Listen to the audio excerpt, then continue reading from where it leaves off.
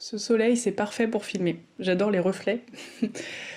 Bon, je suis super contente de vous retrouver encore une fois dans ce cadre magnifique, que ce petit endroit où je suis encore pour quelques semaines. Euh, je voulais tout de suite répondre à vos questions parce que vous êtes énormément nombreux à me demander pour le gardiennage de maison comment je fais, que ce soit sur Instagram, sous toutes mes vidéos YouTube. Donc je vais y répondre clairement ici, comme ça vous aurez les réponses et comme ça vous saurez comment je fais. Mais bon, ma réponse sera peut-être pas forcément celle que vous attendiez parce que moi jusqu'à présent le gardiennage de maison, pour quasiment tous les gardiennages que j'ai fait, ça s'est fait par mon cercle proche. Ce sont des amis, de la famille, en fait, qui connaissaient des gens qui avaient besoin de garder une maison. Et puis comme mon entourage sait très bien que j'adore être en pleine nature, que j'avais besoin de m'échapper de la ville, y a même des gens des fois qui m'ont prêté leur maison juste parce qu'ils n'étaient pas là pour que moi je puisse me ressourcer un peu. Donc voilà, donc j'ai énormément de chance parce que du coup ça m'a permis de passer toute l'année à la campagne, donc c'était vraiment super. Et je suis juste passée une fois par un site, c'était pour quand j'ai gardé les chiens dans la maison avec la forêt. Et là je suis passée par un site mais qui n'est pas du tout voué à faire du gardiennage de maison. Il y avait juste une annonce à laquelle j'ai répondu et j'ai eu de la chance parce que la personne m'a choisi moi.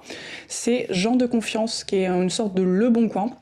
Mais ça fonctionne avec un système de parrainage et après vous avez accès aux annonces et tout ça. Et moi je regardais, en fait je m'étais inscrite pour chercher une maison à la campagne et en fait j'ai trouvé cette annonce et voilà, c'est comme ça que j'ai trouvé ce gardiennage en particulier. Donc voilà, j'ai pas spécialement de conseils à vous donner, peut-être de chercher des sites de particuliers, je pense peut-être à Le Bon Coin, du coup Gens de Confiance. Il doit peut-être exister des sites de gardiennage, moi je n'en connais pas.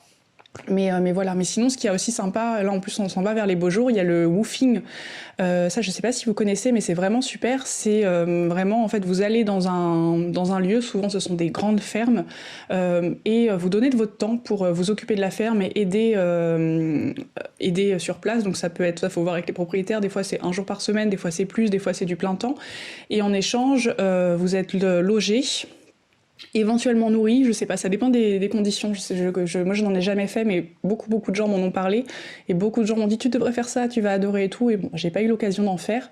Mais voilà, ça peut être aussi une solution pour les gens qui veulent s'échapper un peu de la ville et puis donner du sens à leurs activités et faire des choses qui ont du sens. Donc voilà, comme ça, je vous ai répondu et j'espère que ça pourra vous aider un petit peu quand même. Moi, normalement, c'est le dernier gardiennage de maison que je fais parce que je suis vraiment déterminée à oser déménager, même si je suis très anxieuse à l'idée de ça, parce que c'est un truc aussi dont j'avais envie de vous parler, parce que je sais que j'ai envie de vivre à la campagne. De toute façon, je pense que vous l'avez compris, j'arrête pas de vous en parler. Et puis, j'ai du mal à me visualiser un avenir à Paris, enfin, à visualiser un avenir dans mon appart, même si je m'y sens extrêmement bien et que j'adore ce petit appart. Puis c'est ce que j'ai tout construit depuis que je suis arrivée à Paris, c'est mon quotidien, c'est un équilibre, quoi. J'ai réussi à me créer quelque chose qui me correspond et c'est mon chez moi, quoi. Enfin, je m'y sens bien, même si la vie à Paris me plaît plus du tout. Moi, ce que j'aime en fait quand je suis à Paris, c'est juste être dans mon appart ou alors aller me promener dans la nature. Donc c'est sûr que c'est pas très sain. Mais malgré tout, le fait de totalement quitter Paris et de lâcher cet appart, ça me terrorise. J'ai extrêmement peur. Je suis vraiment hyper inquiète et en fait, cette année, j'ai visité plusieurs maisons et il y a plusieurs propriétaires qui ont accepté mon dossier et qui voulaient bien de moi. Et en fait, j'ai tellement eu peur que j'ai pas accepté et que j'ai fait marche arrière. Et ça fait ça à chaque fois. Dès que j'ai une location, que je trouve quelque chose, eh ben je sais pas, je stresse, je me tétanise et du coup je n'accepte pas, je fais marche arrière et du coup toujours ça revient. Après je refais des recherches et je recommence. Et je sais pas du tout comment faire pour me sortir de cette situation. Je sais pas si en fait c'est juste pas le moment pour moi de déménager ou si j'ai juste trop peur, que je suis bloquée par des peurs qui sont peut-être un peu absurdes parce que bon, il y a plusieurs choses qui font que j'ai peur. Est-ce que je dois me forcer à tenter, à essayer de passer le cap et puis tester de toute façon, si je me foire, en fait finalement ce n'est qu'une location et donc je pourrais revenir à la ville, trouver des solutions. Enfin j'ai beaucoup d'amis, beaucoup de personnes qui pourront m'héberger en attendant de retrouver quelque chose.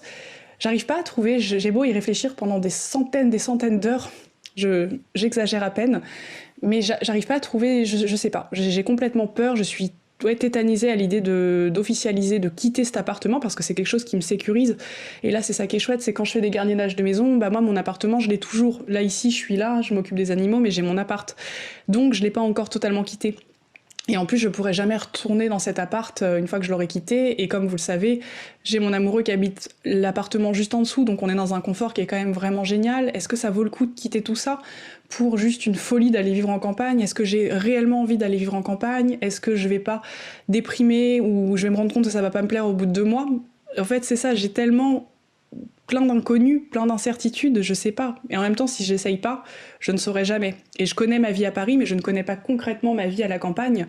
Je connais la vie à la campagne, mais sans avoir été vraiment chez moi, puisque j'ai toujours été chez des gens. Donc vous voyez, ça fait plein de questionnements, plein de choses qui font que je n'arrive pas à savoir où est la vérité. Est-ce que je dois me forcer quand même, prendre ce risque qui finalement n'est pas totalement un si gros risque puisque ce n'est que de la location. En même temps, ça me met dans une situation assez instable parce qu'un déménagement, ça coûte de l'argent, c'est beaucoup de démarches et moi les démarches, c'est aussi ce qui me bloque beaucoup. Et je m'en fais déjà tout un monde depuis tellement de temps de déménager que je me suis créé un espèce de monstre et que quand la chose arrive, j'ai l'impression que je suis pas capable de gérer ça. Et voilà, donc là je suis dans une situation où je me sens vraiment bloquée, j'arrive pas à savoir ce que je dois faire, je sais pas si je dois tenter, si je dois pas tenter, si je suis complètement perdue et ça m'effraie beaucoup et ça me met moi dans une situation un peu malsaine, j'ai l'impression, et ça me fait du stress qui est totalement inutile et j'ai juste envie de plus stresser du tout de ma vie et d'avoir une vie qui est saine et de m'éloigner du stress. Et là forcément, le fait est que c'est la dernière... j'ai vraiment envie que ce soit la dernière... le dernier gardiennage de maison que je fasse et qu'ensuite je déménage, donc ça approche. Là je cherche, enfin voilà, je suis vraiment active sur le fait de chercher une maison. Donc voilà.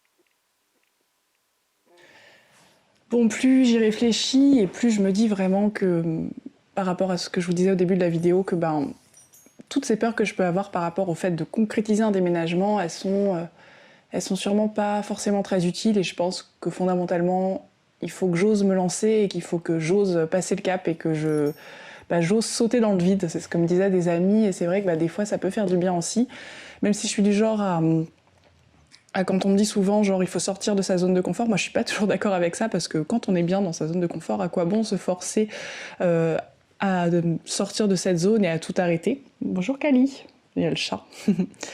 et à se mettre dans une situation qui serait stressante ou enfin voilà, bref, vous voyez ce que je veux dire. Non, mes notes. et se mettre dans une situation qui serait stressante et angoissante. Mais bon, c'est vrai que là, pour le coup, ça fait quand même un moment que j'en parle, ça fait c'est quelque chose qui est vraiment en moi depuis longtemps, et je pense que de toute façon l'envie d'essayer est bien trop grande pour ça. Et puis j'ai envie, voilà, de créer quelque chose à moi, de quelque chose de plus concret, et de me lancer et puis de tester, parce que si je n'essaie pas, je ne saurais jamais si ça me plaît. Mais c'est vrai que je suis quelqu'un qui est très très réfléchi, et j'ai vraiment besoin de peser 12 fois le pour et le contre avant de oser faire quelque chose, quelque chose qui... pas de sortir acheter mon pain par exemple, et en plus je sors même pas acheter mon pain puisque je le fais moi-même, mais pour des gros trucs j'ai besoin, voilà, tel un déménagement, c'est quand même un gros événement dans une vie, donc voilà, j'ai besoin de réfléchir, d'être sûre de moi, et ce qui fait que là ça fait plus d'1 an et demi que je recule parce que j'ai peur, mais bon, je pense qu'avec toutes les expériences que j'ai maintenant, j'ai vécu énormément de temps toute seule très longtemps dans la nature, et j'ai bien vécu. Donc j'espère que ça changera pas. De toute façon, comme je disais, si jamais ça se passait mal, je peux toujours... il y a plein de solutions.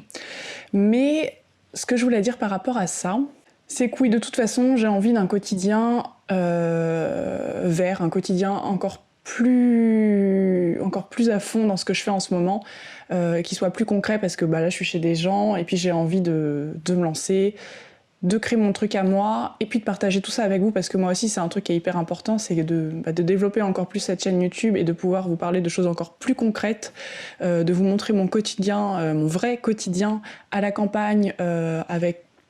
Je pense à des choses toutes bêtes, mais vous montrer comment je fais mon potager, vous montrer comment je construis des choses, toutes ces choses que je fais, mais à Paris, j'ai forcément un peu plus de difficultés à le filmer, parce que je suis pas dans un environnement totalement propice à ça, même si j'arrivais un petit peu à le faire déjà, mais bon, voilà, je pense qu'en tout cas un environnement, un vrai chez moi dans la nature, ce sera aussi quelque chose qui sera chouette à partager avec vous, et qui j'espère vous plaira. Donc voilà.